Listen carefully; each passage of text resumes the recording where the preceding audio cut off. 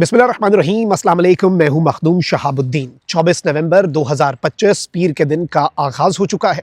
नाज़रीन किराम, कुछ इंतहाई अहम तरीन और तशवीशनाक डेवलपमेंट्स हैं। दो बड़ी अपडेट्स हैं जो आपके सामने रखनी है।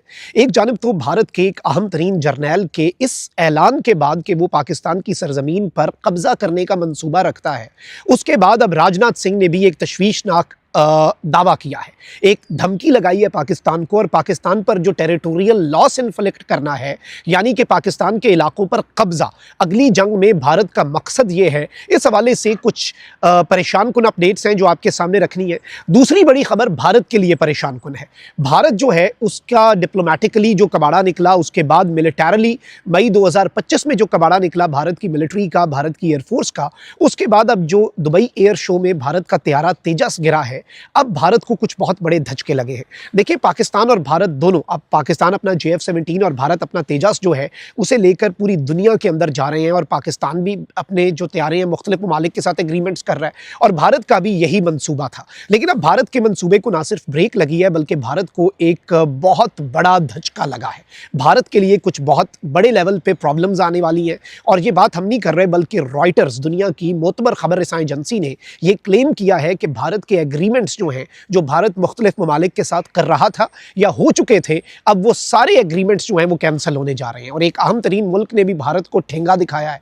ये दोनों अपडेट्स आपके सामने रखते हैं। अगर अभी तक आपने इस वीडियो को लाइक नहीं किया तो लाइक ज़रूर कर दें। कमेंट सेक्शन में पाकिस्तान जिंदाबाद का नारा आपने ज़रूर लिखना है, और जिन लोगों ने चैनल को सब्सक्राइब नहीं किया उनसे मेरी ये दरखास्त है कि चैनल को भी लाजमी सब्सक्राइब कर लें। नाज़रीन कराम, जल्दी जल्दी खबरों के ऊपर आते हैं।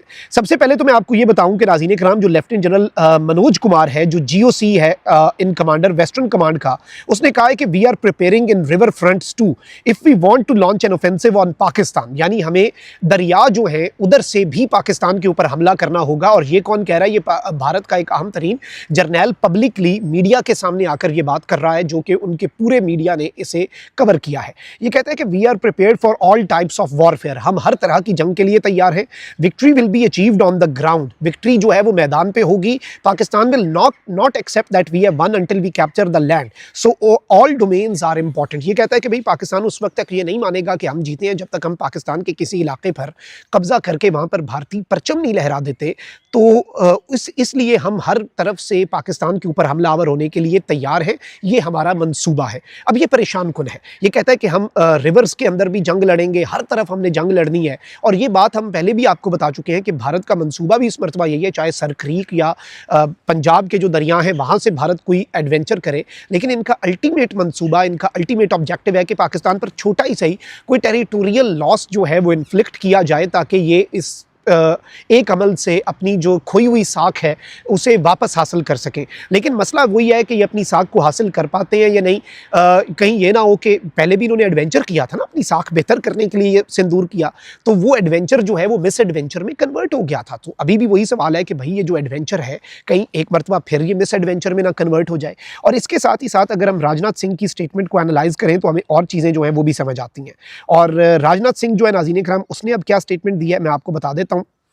राजनाथ सिंह कह रहा है कि today the land of Sindh may not be part of India, यानी आज जो सिंध है, सिंध की धरती है, वो भारत का हिस्सा ना हो, but civilisationally Sindh will always be a part of India. लेकिन अगर हम जो एंशंट सिविलाइजेशन को देखें तो सिंध हमेशा से, और सिंधु जो है दरिया, वो हमेशा से इंडियन सिविलाइजेशन का हिस्सा रहा है। ये इसने स्टेटमेंट दी है।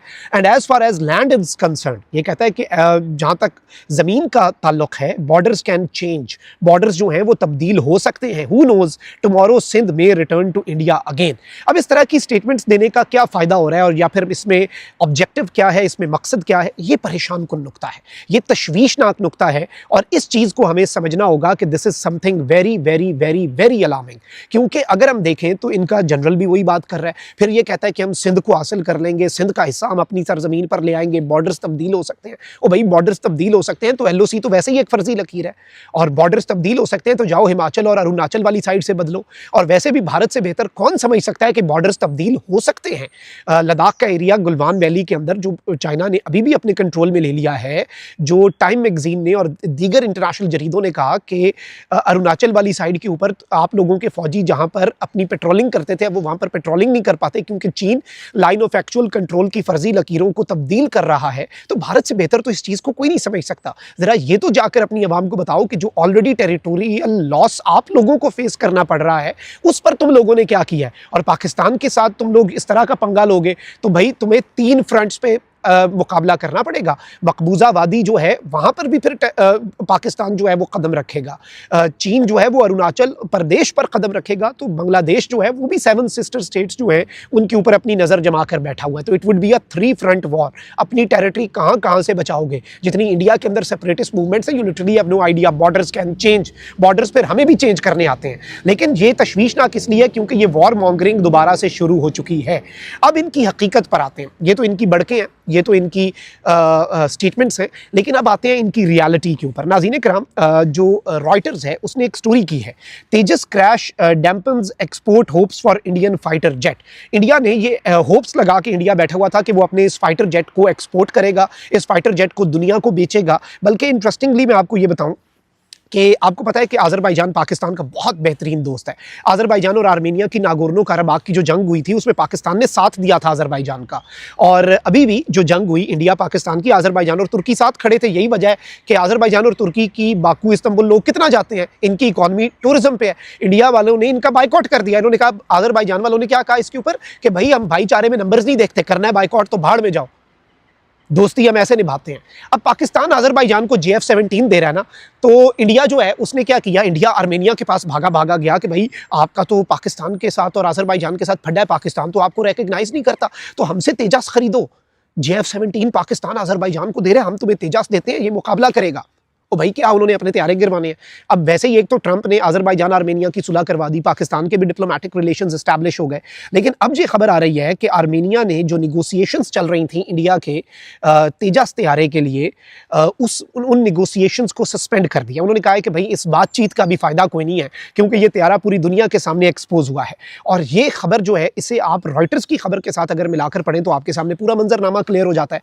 Indian fighter jets Tejas crash at Dubai air show has undermined India's push for export of the jet. ये रॉयटर्स कह रहा है कि भाई इंडिया जो इस चीज़ को पुश कर रहा था कि ये अपने फाइटर जेट को एक्सपोर्ट करे, इस क्रैश ने इंडिया के उन तमाम तर होप्स को भी क्रैश कर दिया है। The crash will stall near term sales effort in target markets across Asia, Africa and Latin America. India Asia में, अफ्रीका में और लैटिन अमेरिका के अंदर जो एक नियर टर्म सेल्स के जो एफर्ट्स कर रहा था इंडिया, और इन मुल्कों को टारगेट कर रहा था कि वहां पर जाकर अपना ये तैयारा बेचने की बात करे, उस पर इंडिया को बहुत बड़ा धचका लगेगा। Tejas crash effectively rules out exports for now. इन्होंने कहा है कि एक लम्हे के लिए, तो अभी के लिए तो भैया आप कह लें कि एक्सपोर्ट के तमाम तर मंसूबे जो हैं वो रुक चुके हैं, specially as Tejas already faces production delays and engine supply issues. Tejas को प्रोडक्शन डिलेज का भी सामना है। तेजस को जो अमेरिका से इसका इंजन आता है, अच्छा ये इंडिया वाले कह रहे हैं ना कि अमेरिकी इंजन की वजह से तेजस जो है तबाह हो गया। इंटरेस्टिंगली जो जहाज का मलबा है ना उसमें सिर्फ अमेरिकी इंजन ही बचा जो अमेरिका की एक चीज थी, बाकी जो कुछ इन्होंने बनाया वो नहीं मिला तेजस के क्रैश में। और ये इनका अंदाज़ा करें कि अमेरिका पे भी इन्होंने मलबा डाल दिया। एक तो प्रोडक्शन डिलेज है, इंजन के ऊपर इन्होंने बात कर दिया, वो कंपनी ने दोबारा इंजन देगी, और अर्नाब गोस्वामी बैठ के बीजेपी के अकाउंट्स बैठ के अमेरिका को और उस कंपनी को टारगेट कर रहे हैं, जनरल इलेक्ट्रिक को। अच्छा, अब इस सब के अंदर मैं आपको ये बता दूं कि ये जो सूरत हाल है ये तशवीशनाक है इंडिया के लिए। और इसके साथ ही रॉयटर्स ने कहा कि भाई पाकिस्तान ने तो इस दुबई एयर शो के दौरान एक और मुल्क के साथ डील खड़का दी है JF-17 की। और भाई मुकाबला तुमने करना है, पंगे किन से ले रहे हो, जात के तुम लोग क्या हो, इस चीज को समझो ना। और फिर टेरिटोरियल लॉस इन्फ्लिक्ट करना है, पहले अपनी मिलिटरीली अपनी साख तो बचाओ ना। राफेल तुम लोगों से चले ना, अपने जहाज बना पाते हो, ट्रेनर जेट्स तुम लोगों के गिर जाते हैं। अफसोसनाक इंसिडेंट है, यकीन माने। मैंने बल्कि भी ट्वीट भी किया, ये जो इनका पायलट मरा है उसकी बीवी भी एक एयरफोर्स की ऑफिसर है और उसकी बच्ची है छोटी सी, उसे देख के मेरा दिल तड़प उठा भाई, कहीं पर भी कोई एक्सीडेंट हो। That was a very unfortunate incident जो तेजस का हुआ। लेकिन अगर हम ग्रेटर पर्सपेक्टिव में अगर पॉलिसी की बात करें तो पॉलिसी पर आओ ना। और अब रॉयटर्स ने भी कह दिया कि इंडिया के तमाम तर मंसूबे जो हैं वो खाक में मिल चुके हैं। अपना बहुत ख्याल रखिए। अल्लाह निगहबान। पाकिस्तान जिंदाबाद।